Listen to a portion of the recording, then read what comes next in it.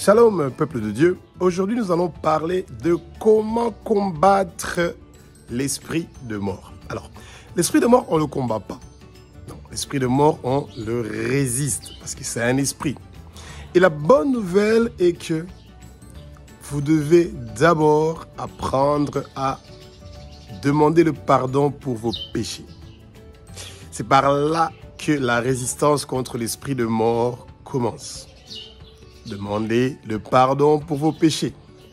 Allez plus loin dans votre demande de pardon. Vous demandez aussi le pardon des péchés de vos parents. Parce que vos parents peuvent avoir commis des péchés des années passées et que ces péchés-là vous suivent.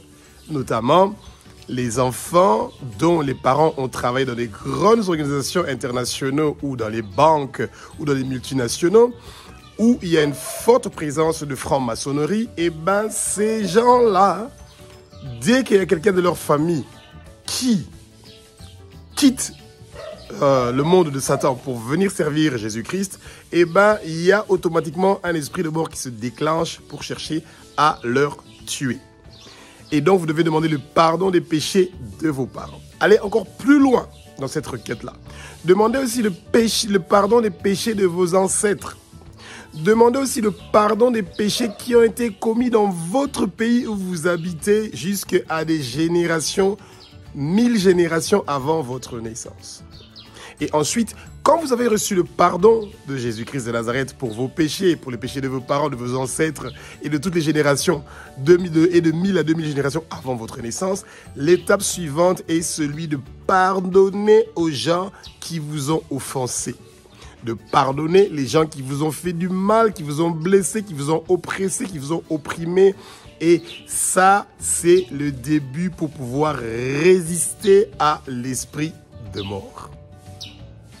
Alors, comment on fait pour résister à l'esprit de mort? L'esprit de mort, on le résiste par une proclamation que vous devez faire chaque jour.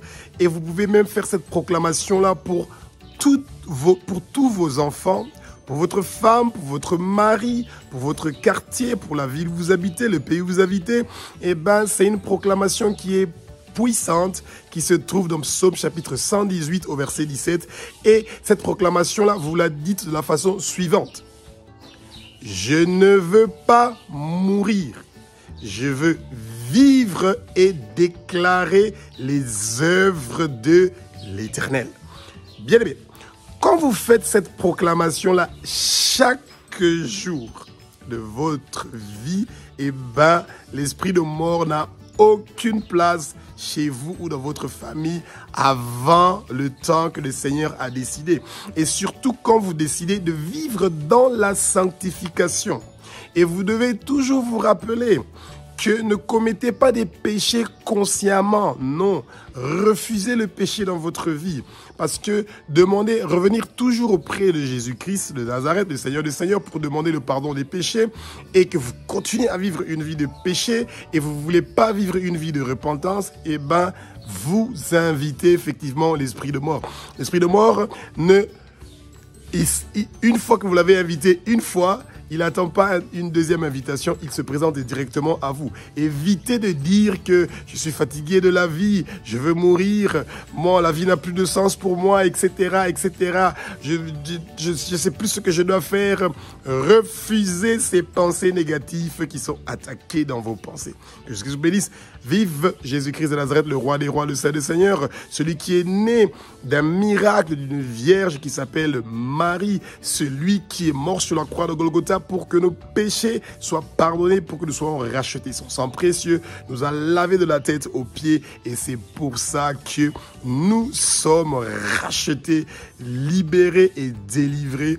Et l'esprit de mort est en train de s'éloigner de vous maintenant au nom de Jésus-Christ de Nazareth, le Fils unique de Dieu, celui qui a versé son sang sur la croix de Golgotha pour que nous, toi, moi et nous soyons délivrés. Et continuons à prier pour que Israël ne puisse pas continuer à vivre dans la guerre. Continuons à prier pour que nos pays respectifs puissent avoir la bonne gouvernance, pour que des bonnes choses puissent se passer pour nos citoyens, que la pauvreté quitte nos pays et que la bonne gouvernance prenne sa place et que la corruption quitte.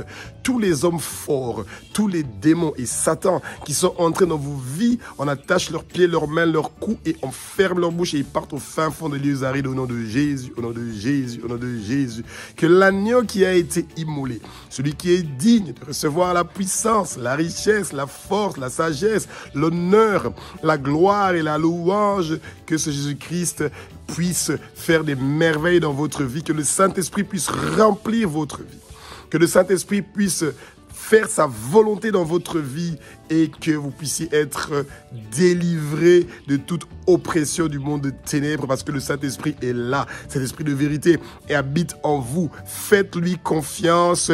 Fuyez le péché, arrêtez de pécher et vous allez voir les merveilles que notre Père qui est aux cieux va faire dans votre vie. Alléluia, alléluia, alléluia, alléluia.